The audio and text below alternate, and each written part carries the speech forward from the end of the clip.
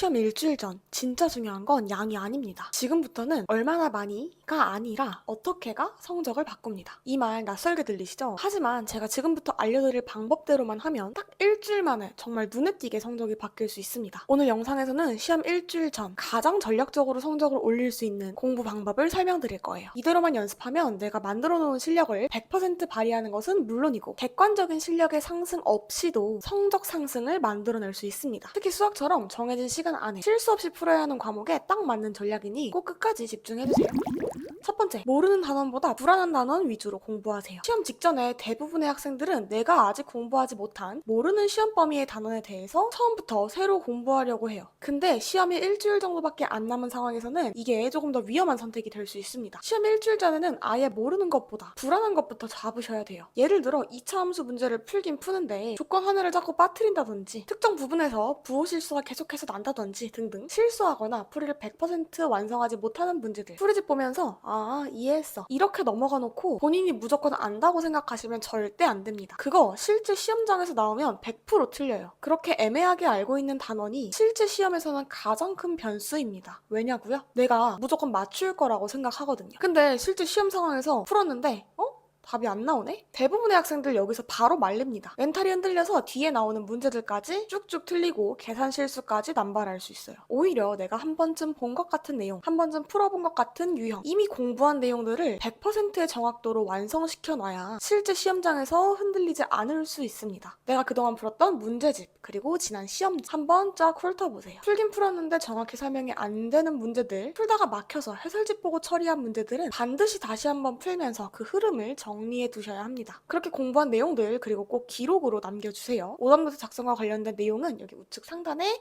관련된 영상 걸어둘 테니까 꼭 참고하시고요. 두 번째, 새로운 문제 말고 기출 또는 교과서 문제를 먼저 정리하세요. 알려진 문제 기반의 학습을 중점적으로 해주셔야 합니다. 지금은 새로운 문제에 도전할 시간이 아니에요. 이미 풀었던 문제들을 다시 정리하거나 출제될 확률이 아주 높은 것들을 중점적으로 공략하셔야 됩니다. 특히 학교 시험은 시험 범위가 존재하기 때문에 그에 해당하는 교과서, 부교재, 유인물 등등 얘들을 먼저 본 뒤에 학교 기출문제를 풀어보세요. 만약 우리 학교 기출문제를 못 구했다 라고 하시면 우리 학교 인근에 있는 다른 학교의 기출문제도 좋습니다. 난이도가 비슷하거나 특히 수학 교과서의 출판사가 같은 학교면 더더욱 좋겠죠. 기출시험지는 선생님들의 출제 경향 및 난이도를 판단하기 위한 가장 좋은 자료입니다. 거기에다가 교과서 변형에 대한 대비까지 한 번에 잡을 수가 있어요. 시험을 출제하는 선생님의 입장에서 어떤 것이 중요한지, 어떤 변형 포인트가 숨어 있는지 엿볼 수 있는 좋은 기회니까요. 괜히 다른 거 푼다고 왔다 갔다 하지 말고 그 전에 기출 꼭 한번 훑고 가는 거 추천드릴게요. 세 번째, 실전 시험처럼 공부하세요. 시험 일주일 전부터는 무조건 실전 연습이 병행되어야 합니다. 시험에서 또 다른 변수 중에 하나는 바로 시간인데요. 혼자서 문제풀이 연습할 때처럼 시간을 넉넉하게 두고 풀 수가 없어요. 정해진 시간 안에 내가 아는 문제를 정확하게 풀어야 하고 서술형 문제가 있는 시험이라면 풀이 과정까지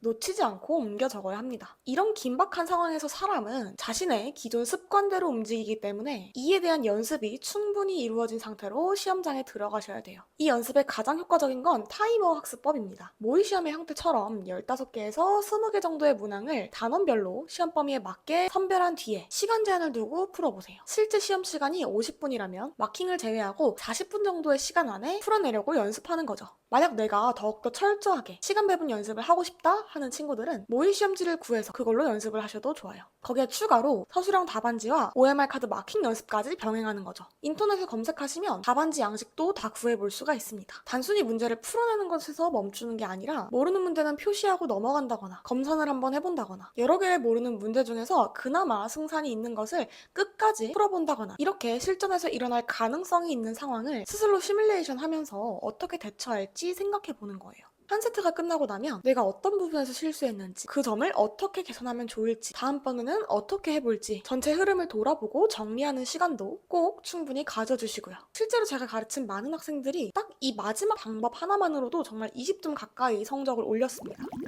시험 직전 대부분의 여러분의 점수는 새로운 지식이 아니라 실수의 반복을 줄이는 데서 오릅니다. 자꾸 틀리는 문제를 다시 보고 불안한 단원을 정리하고 실전처럼 연습하는 것. 이 3단계만 제대로 해도 이번 시험 마지막 역전 충분히 가능합니다. 지금까지 대충 흘려보냈다면 딱 일주일만큼은 이렇게 전략적으로 공부해보세요. 지금까지 하던 방식대로 남은 일주일을 보내는 것보다 아마 훨씬 더 정확하고 확실한 효과가 있을 겁니다. 여러분의 성적 진짜 제대로 공부하는 이 마지막 일주일이 가장 많이 오를 거예요. 혹시 수학 공부 전략과 관련된 질문이 있다면 영상 댓글로 남겨주시고요. 저는 다음번에 조금 더 유익하고 재미있는 영상으로 돌아오도록 하겠습니다. 이번 기말고사 꼭 제대로 된 방향으로 공부해서 기대했던 점수보다 20점, 아니 30점 더 높은 점수 받길 바랄게요. 그럼 안녕.